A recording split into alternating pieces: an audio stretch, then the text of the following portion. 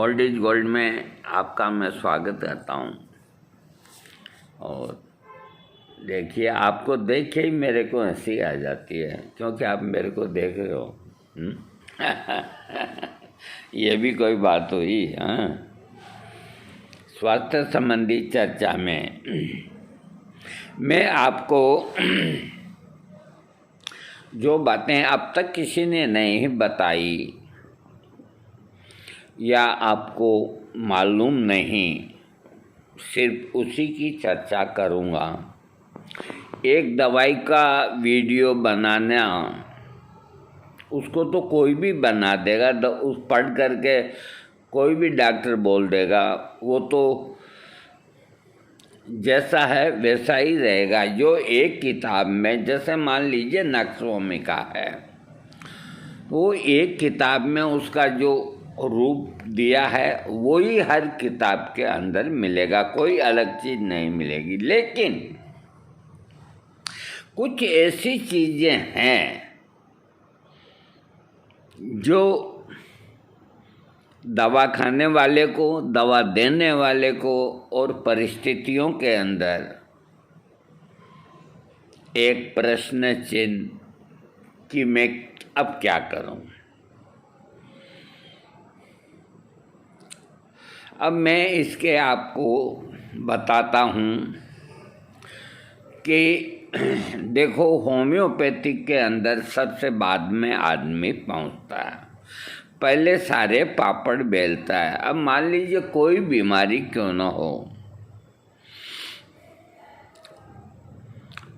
डॉक्टरों के पास जाएगा, नहीं जुकाम ठीक हुआ तो काढ़े घर के चालू कर देगा, नहीं ठीक हुआ तो वैद्य को दिखाएगा। वैद्य लक्ष्मी विलास रस, श्वास कुठार रस, कब केतु, न मालूम कितने कितने रस और रसायन से लाद देंगे। और बीमारी क्या है? जुकाम। अब रोगी के सामने ये समस्या खड़ी होती है कि वो सबसे पहले उसने एलोपैथी का शुरू किया, एलोपैथी को छोड़ करके और वो आयुर्वेदिक, घरेलू मान लो या जैसा भी मान लो, उस पे आया। अब उस पे आने के बाद उसकी सोच बन रही है कि भी होम्योपैथिक दवा लें।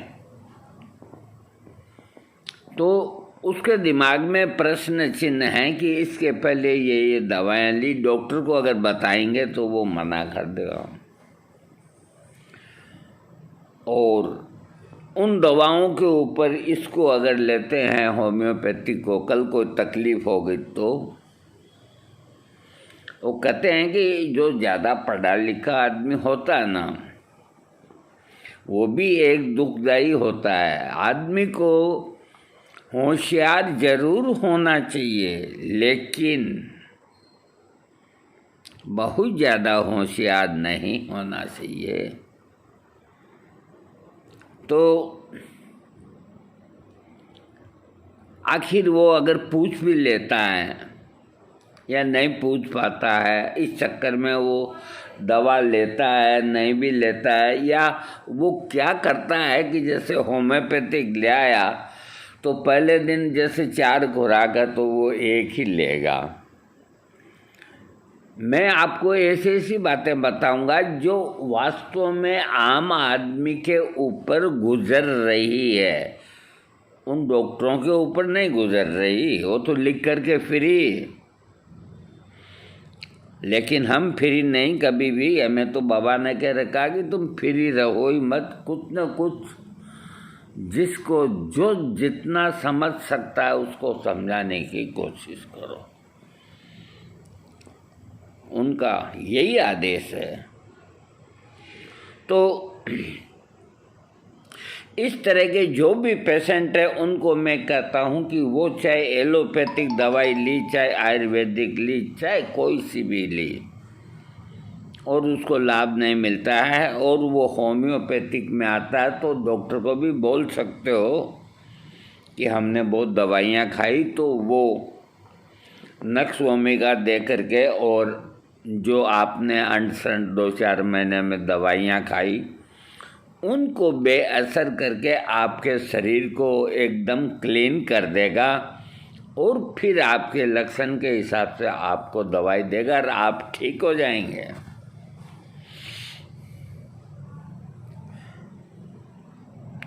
इसलिए ठीक हो जाएंगे कि जो आपने कभी क्या किसी को पूछे बिना, आपको खुद को पता नहीं है कि आपने अंग्रेजी दवाइयाँ खाई उनमें क्या क्या सोल्ट थे, आपने जो काढ़ा लिया उसके अंदर क्या क्या चीज़ें थी। इन बातों को आप कैसे जानेंगे? कोई भी नहीं जानेगा।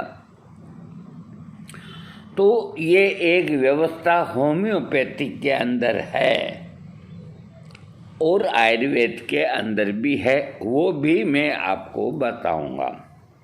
होम्योपैथिक के अंदर सबसे सरल है, अगर कोई लाइलाज रोग न हो, ऐसा ही रोग हो जो 10 दिन में ठीक हो तो ठीक है, 2 महीने में ठीक हो तो ठीक। आप एलर्जी को ही मान लीजिए या कोलाइटिस को मान लीजिए, ये कई रोग है जो चलते रहते हैं, लोग खाते रहते हैं, पीते रहते हैं, क्या करें। तो जो लोग होम्योपैथिक में आए और वो ठीक कैसे हुए, मैं बस ये आपको बता रहा हूँ कि ये व्यवस्था जब एलोपैथिक से आप छूट करके एक वैद्य के पास गए तो उसने आपको सबसे पहले क्या दिया कि जाते ही मेरे को दवाई दे दी, 1000-2000 रुपये का मेरा बिल बन गया। महालक्ष्मी बिलास रस फला ढीगड़ा पूछड़ा, कोई फायदा नहीं। उनको बताया नहीं कि मैं इतने समय से इससे पीड़ित हूँ, इतनी दवाइयाँ खा ली मैंने, का सब बताया। उन्होंने लिख दी कि ये नुस्खा खा लो ठीक हो जाओगे। सामने दुकानदार था, वहीं बैठे थे भाई जी, उन्होंने बनवा करके दे दिए पुड़िया हाथ में, पेमेंट करके आ गया और खा रहा हूँ शहद के साथ, कोई फायदा नहीं। तो वो फायदा हो जाता, ये व्यवस्था आयुर्वेद के अंदर भी है और आयुर्वेद के वैद्य इसको काम में बहुत कम जो सुलझे हुए हैं वो लेते हैं और लोग उनको मूर्ख कहते हैं। रोगी डर जाता है, कहीं डरने की जरूरत नहीं। यहाँ आके होम्योपैथिक सिद्धांत और आयुर्वेदिक सिद्धांत एक मिलता है।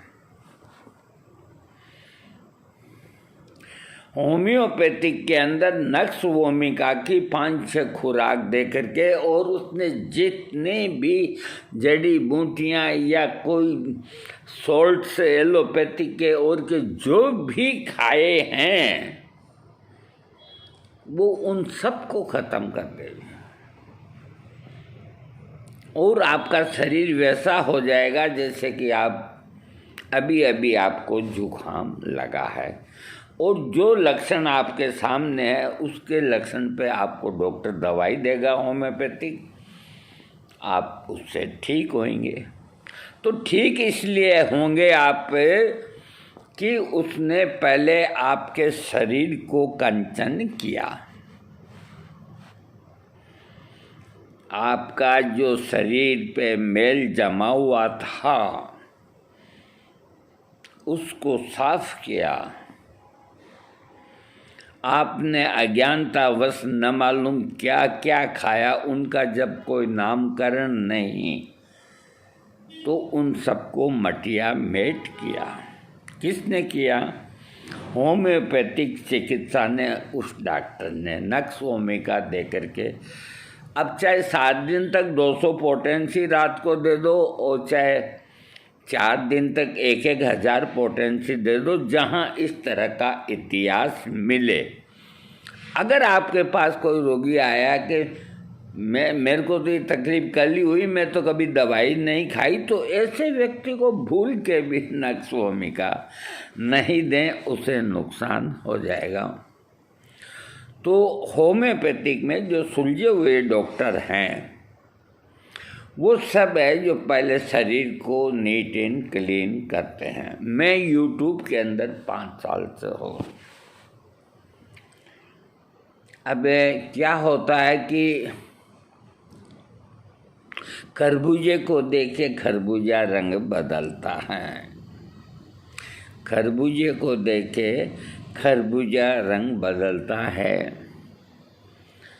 जब काफ़ी बड़े बड़े डॉक्टर जिनके 10-10 लाख 20-20 लाख सब प्राइवेट हैं, उन्होंने भी किसी के ये नहीं कहा कि भाई आप लोग कहीं भी होम्योपैथिक इलाज कराने जाओ तो उनको अपना लंबा चौड़ा बही खाता खोल के ज़रूर दिखाना, तो वो आपको उस हिसाब से दवाई देगा। ऐसा किसी ने नहीं कहा। और मालूम ये हुआ कि उनकी चिकित्सा में जब रोगी जाता है और अपनी जेब के पैसे उनके नाम पे देता है, 300-500 जो भी फीस है, तो वो ही डॉक्टर आपसे एक एक करके खोद खोद के पूछेंगे कितना टाइम हुआ, क्या क्या दवाइयाँ खाई। तो जब आपको पूछेंगे तो आप तो उगलेंगे, उसमें क्या बात हुई। जब तक नहीं पूछेंगे तो आप क्यों बोलेंगे। वो एक अलग बात है। हर वीडियो के अंदर जो भी होम्योपैथिक डॉक्टर या डॉक्टरनी जो मेडिसिन बता रही है उसको वीडियो के अंदर बीच में अंत में जहाँ भी ये ज़रूर कहना चाहिए कि जिसने बहुत ज़्यादा दवाओं का प्रयोग किया है, चाहे वो होम्योपैथिक ही क्यों ना हो। क्या होम्योपैथिक में गलत दवाइयाँ नहीं हो सकती। कल मेरे एक कमेंट्स किया एक शख्स ने, मैंने बुरा नहीं माना, तो उनके शब्द थे वो ये थे कि होम्योपैथिक से किसी की मौत नहीं होती। ये उन्होंने कमेंट्स में लिखा। मैंने इसमें कुछ भी नहीं जोड़ा। कमेंट सब जगह जाते हैं, सही बात होगी सही बात होगी, तो मैंने उनको कोई ख़ास जवाब नहीं दिया। उनका भी ऐसे ही हो जाता है। तो ये जो बात कहते हैं कि इससे मृत्यु नहीं होती,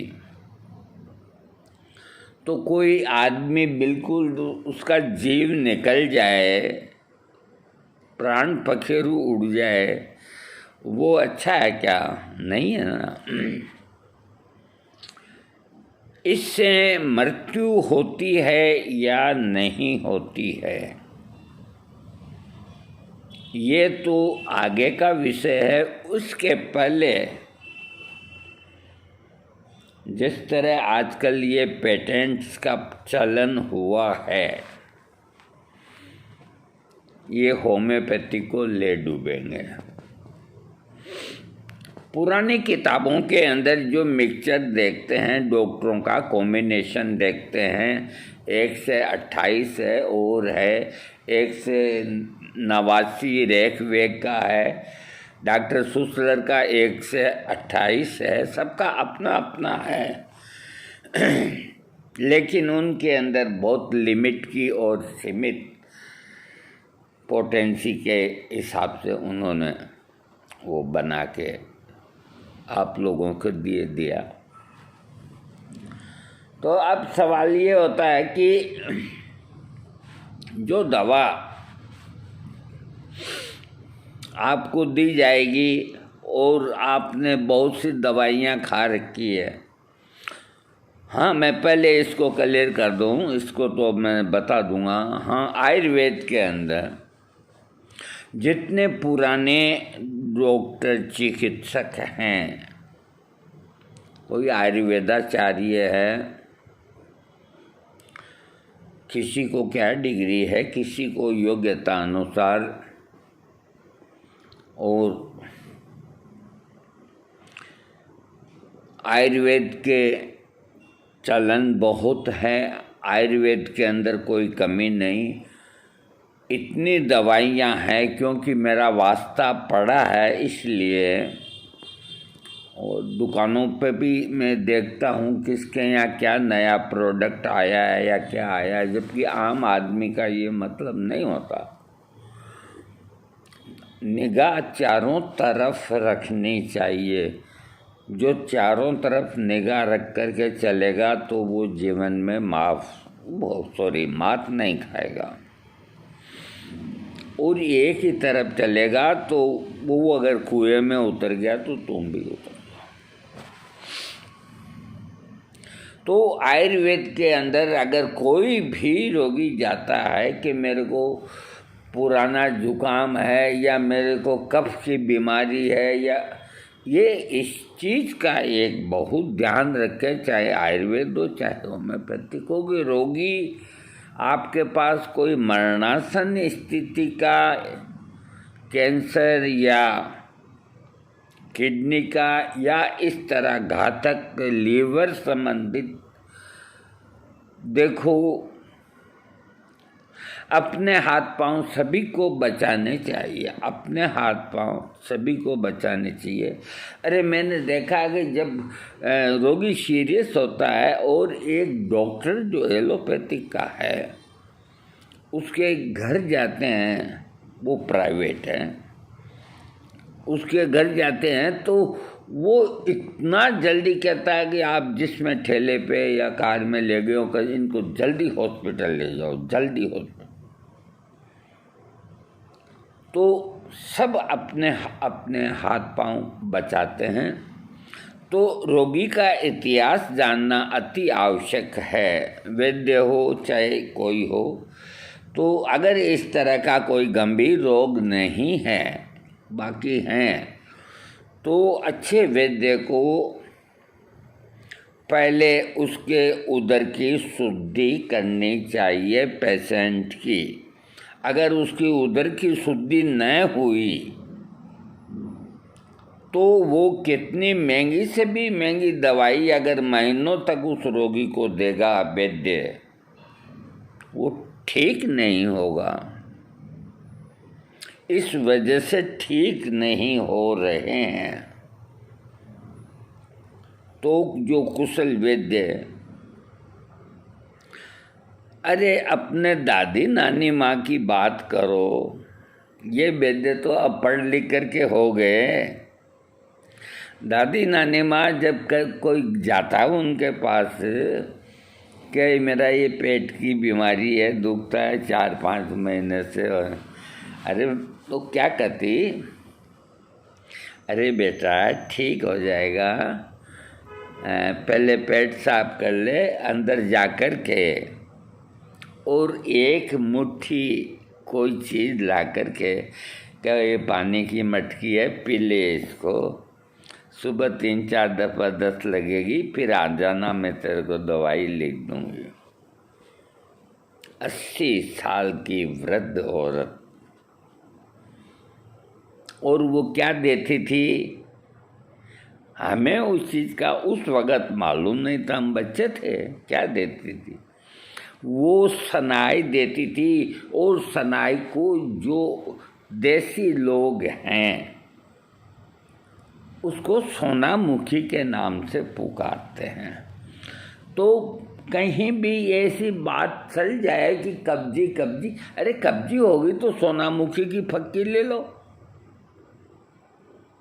कितनी ऊंची सोच थी उन लोगों की, किनकी, जो जिसको तुम कहते हो अनपढ़ थे। आज वही सोनामुखी यानी कि सनाए, हर एक लेग्जिटिव दवा जो है उसके अंदर आयुर्वेद में और में यहाँ तक कि होम्योपैथिक वाले ने भी येलो टैबलेट के नाम से, होम्योपैथिक के नाम से दवाई देते हैं, जबकि वो आयुर्वेदिक है। और उसके अंदर जो सोल्ट है सनाय, बाकी चीज़ें तो होम्योपैथिक की, तो फिर उस सनाई को क्यों उसमें लिया, आयुर्वेदिक सनाई को क्यों लिया? वो धड़ल्ले से बिकती है। तो आयुर्वेद में ऐसी कोई दवा नहीं जो लेग्जिटिव हो, दस्तावर हो या पेट को क्लियर करने वाली हो। तो मुख्यतः सनाई इस काम के लिए सबसे श्रेष्ठ वनौषधि है। अब उसको उसके प्रकार बन गए, तरुणी कुसुमा का रस बन गया, उसमें सनाई डाल दिया, और जितने भी चूर्ण अलग अलग नाम से बने उसके अंदर उसको घुसेड़ दिया। अकेली भी सनाई को दे सकते थे, कोई दिक्कत नहीं, उसकी मात्रा निश्चित करके। बात तो एक ही है, वही जो सोल्ट है जो म्यूकस को बाहर फेंकेगा। और चूंकि ये रोज रोज लेने की चीज़ें हैं नहीं, आपको कभी लगे कि पेट खराब है तो आपने ले लिया, ठीक है। तो ये जितने लेग्जिटिव हैं, जिनको कायम सायम और दुनिया भर के आयुर्वेदिक के नाम नित्यम पित्यम, इनका इस्तेमाल नहीं करना चाहिए। तो मैं वीडियो बड़ा बन गया, मूल बात से हटता जा रहा हूँ। तो आपको तो याद दिलाना चाहिए, आप तो बहुत दूर बैठे हो मेरे से, कैसे याद दिलाओ? हाँ, तो मैं कह रहा था कि ऐसा रोगी जो इतने समय से एलोपैथिक से जूझ करके जब आयुर्वेद में आता है, मैं अपने यहाँ के एक वैद्य जी हैं, मैं मानता हूँ कि वो मेरे को ज़रूर भूल गए, क्योंकि मैं उनके पास एक ही दफ़ा गया था। वो इसलिए गया था कि देखते हैं कितने कुशल हैं, क्या है क्या नहीं, ये उनको मालूम नहीं, वो मुझे पहचानेंगे भी नहीं, क्योंकि ये बात बरसों की हो गई। तो उनके यहाँ कोई भी रोगी जाए, अभी वो बालाजी की कृपा से मस्त हैं, अशोक सक्सेना जी ऐसा बोल के नाम है, होशियार वैद्य हैं। तो उनके घर पे जो रोगी दिखाने जाता है, तो जो हालत मेरी हुई वही करीब करीब यूँ मान के चलो सबकी होती। तो वो क्या करते हैं, सबसे पहले वो कहते हैं कैस्टर ऑयल लाओ और 3 चम्मच पियो या 2 चम्मच रात को पियो। अगले दिन बाहर मत जाओ, हल्का खाना खाना, खिचड़ी वगैरह 5-7 दसने लगेगी, घर पे रहना। उसके बाद वो दवा लिखते थे, उसके पहले दवा नहीं लिखते, और आज भी उनका यही हाल है। तो देखो, जिसकी तारीफ़ करनी चाहिए तो उसकी तारीफ़ तो करनी ही चाहिए, चाहे वो कोई भी को। और मैंने कई ऐसे बड़े बड़े दिग्गजों को देखा जिन्होंने कभी ये राय नहीं दी कि अपना इलाज शुरू करने से पहले अपनी उदर शुद्धि ये कर लो। अरे अगर पूरी उदर शुद्धि नहीं कर सकते हो तो इतना तो करो कि 1-2 दस्त खुल के लग जाए, ताकि तुम्हारी आंतों में जो गंदा मल जो मैंगनी की तरह जो सड़न पैदा कर रहा है, तुम्हारे रोग के कारण बन रहा है। तो अरंडी का तेल वैद्य इसलिए देते थे कि वो एक एक गांठ को, जैसे बकरी की मैंगनी होती है, उसको तक आयूं आगे सरका के वो अरंड का तेल उसको बाहर कर देगा। और उसकी जगह आपने अगर दूसरा लेग्जिटिव लिया तो वो खाली आपको दस्ती लगाएगा, और वो जो अंदर जो जमे हुए हैं ना मैंगनी के पीस आंतों के हुकों के बीच में, वो वहीं पड़े रहेंगे। उनके ऊपर तो तेज प्रहार होगा ना, तब वो जगह छोड़ेंगे कि ये सराय खाली करो रे, ये कौन सा दुश्मन आ गया, जल्दी खाली कर रे कालिया, ठाकुर नहीं आ जाए कहीं। और उसके बाद उसकी उधर शुद्धि के बाद वैद्य उसको दवाई, जो भी वैद्य जो भी दवाई जो रोग है वो देंगे, उनको कामयाबी मिलेगी, रोगी का वक्त बचेगा, आयुर्वेद की जय जयकार होगी, और इसके अलावा रोगी को कोई साइड इफ़ेक्ट नहीं होंगे, और वैद्य का नाम होगा। तो ऐसे ही होम्योपैथिक, जब आयुर्वेदिक से जो ठीक नहीं हुए वो होम्योपैथिक में पहुंचते हैं। एक तो सस्ती है, एक अच्छी है। तो मैं सवाल का जवाब दे रहा था कि एक ने कमेंट्स में लिखा कि होम्योपैथिक से किसी की मृत्यु तो नहीं होती। उनको मेरा जवाब, डॉक्टर केंट